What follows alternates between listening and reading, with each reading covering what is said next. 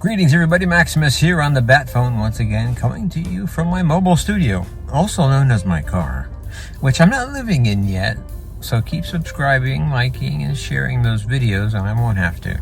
Just a couple house cleaning items before we start. Today's video is on Boeing, but we're not going to talk about the CEO. But the news isn't great, so that is what it is. And the other thing is, let me see, oh yeah, Maximus, his voice is AI. I see those comments all the time. I don't know if I should be offended or elated, but this is my voice, and Maximus is real. And also get used to this mug, because pretty soon my home podcast studio is going to be complete, and we're going to get together on a much more intimate basis, much more often. So now, some Boeing news.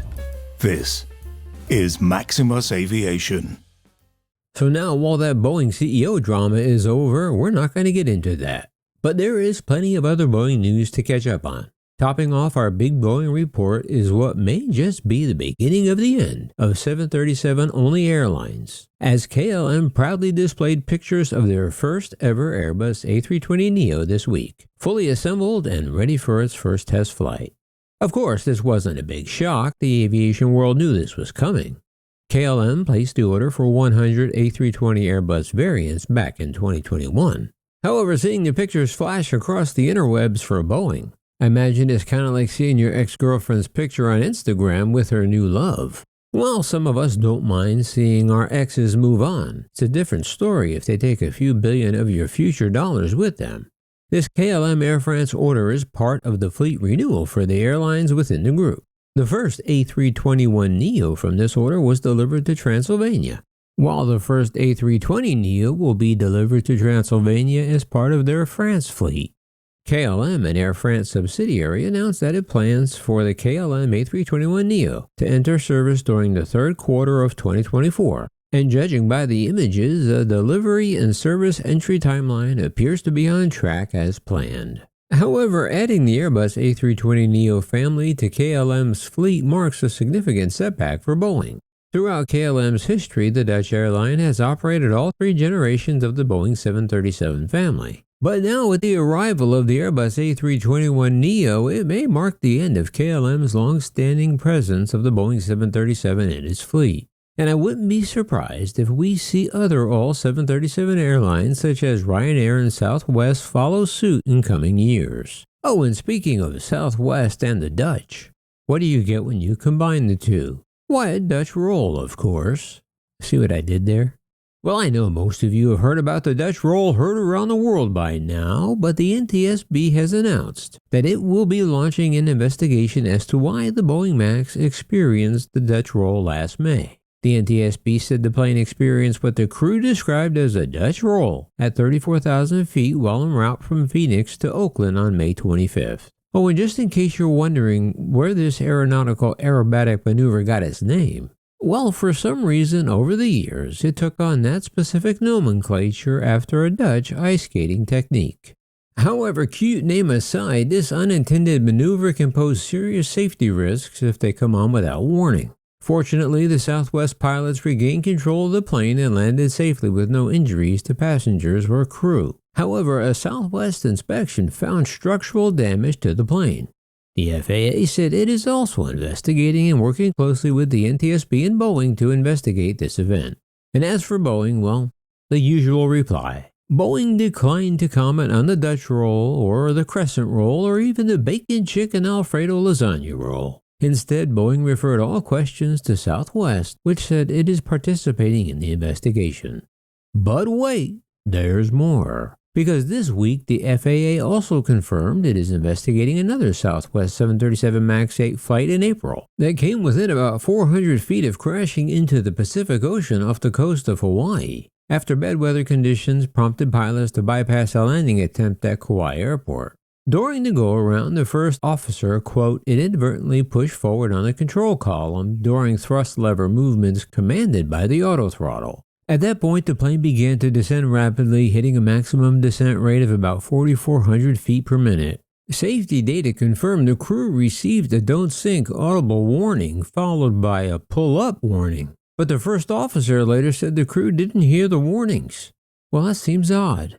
However, in a post-debrief, the pilot said seeing the severity of the flight through the animation was a significant emotional event, adding the crew participated in comprehensive corrective actions and the airline is reviewing data and trends related to its procedures, training, standards, and performance. So wait, the crew didn't hear the bells and whistles telling them to pull up and don't sink, in this case literally, but watching the animated replay was a significant emotional event. But Southwest said in a statement the event was addressed appropriately as we always strive for continuous improvement. Meanwhile, back in the lower 48, Boeing is investigating yet another new quality problem with its 787 Dreamliner, after discovering that hundreds of fasteners have been incorrectly installed on the fuselages of some undelivered jets. This, of course, is just the latest in a series of manufacturing pants pooping going on over at Boeing. They said this specific new quality snafu involves incorrect torquing or tightening of more than 900 fasteners per plane. But as always, of course, there is no immediate concern about flight safety, but Boeing is working to understand what caused the problem and will decide how much, if any, rework needs to be done once its investigation is complete. In response to Reuters News, Boeing actually confirmed the issues and said it saw limited to no impact on deliveries. Funny how there is never any impact nor safety concern of flight issues with all these defects. Correct me if I'm wrong, but wasn't it loose bolts that almost killed 100 people on a Boeing MAX earlier this year? But rest assured, Boeing said our 787 team is checking fasteners on the undelivered Dreamliners to ensure they meet our engineering specifications. I thought loose bolts was Boeing's engineering specifications.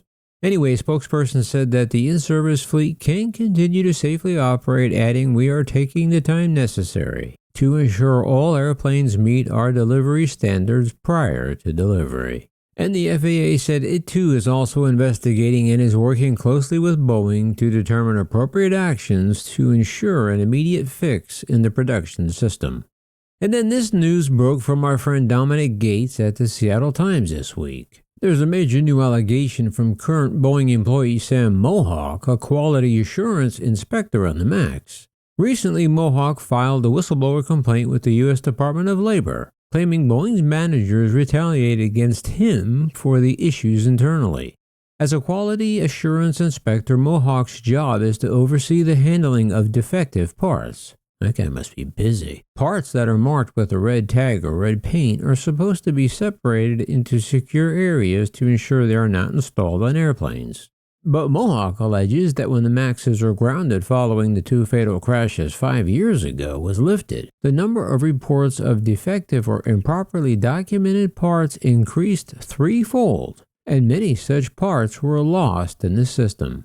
According to the Times, he explosively alleges that in June 2023, after Boeing received notice of an upcoming FAA audit, managers ordered the majority of the parts that were being stored outside to be moved to another location to intentionally hide improperly stored parts from the FAA. He said approximately 60 parts were being stored outdoors, including 42 rudders for the MAX tail fin. He further claims that the overwhelming number of defective or inadequately documented parts eventually led to his superiors to order him and others to destroy the records that designate a part as non-conforming. But he said when he filed an internal company complaint through Boeing's Speak Up process, his complaint about this management pressure was passed for assessment to the very managers he complained about. Well, that sounds like Boeing. But wait, breaking news just in. There's a little silver lining peeking out of the Boeing storm clouds, as this week, in an uncharacteristically smart move, Boeing just announced it is temporarily shifting some engineers away from its experimental NASA X-66A plane project to help support commercial development programs and speed up deliveries of existing jets. Wow. And finally, there's Boeing's poor little space engine that wishes it could. Boeing Starliner's return to Earth from the International Space Station with its first crew of astronauts has been pushed back to June 26. However, even that could be delayed. Starliner finally launched June 5 and arrived at the ISS following a 24-hour flight in which the spacecraft encountered 4 helium leaks and 5 failures of its 28 maneuvering thrusters. Starliner's first flight with astronauts is a crucial test in a much delayed and over-budget program before NASA can certify the spacecraft for routine astronaut missions and add a second U.S. crew vehicle to its fleet alongside SpaceX's Crew Dragon. Steve Stitch, NASA's Commercial Crew Program Manager, said the new delay of the return of Starliner is intended to give our team a little bit more time to look at the data, do some analysis, and make sure we're really ready to come home. NASA is targeting Starliner's escape no earlier than June 26, leaving open an opportunity for further extensions of time at the ISS. NASA says the crew has at least 4 months of reserves for food and other consumable items, but the ship can only stay docked on the ISS for a total of 45 days due to limited fuel on the orbiting laboratory. And Mike Leinbach, the former launch director for the Space Shuttle at NASA's Kennedy Space Center, says the mission managers won't let the spacecraft return to Earth with astronauts on board if it could pose any risk to them. He said this one has a few more issues that I would have expected. And with that, you're all caught up to date with the other Boeing news and bits from this past week in June. And that will also do it for me. Oh, but by the way, we are so close to that magic 100,000 subscriber number YouTube just loves. So I'd appreciate it if you haven't yet, think about subscribing. But in the meantime, don't forget to like, comment, and share. But as for me, I'll see you next time in the air. Yeah. This is Maximus.